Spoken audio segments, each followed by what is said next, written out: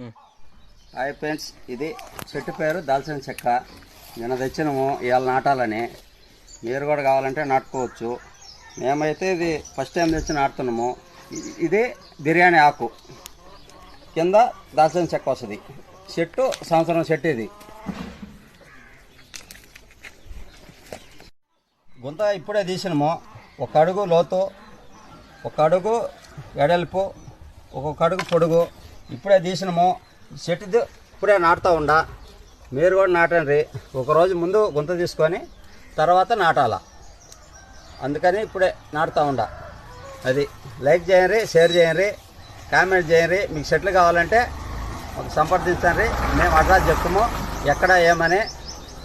Hi, ఇప్పుడే నాటుతుండా, చూడండి.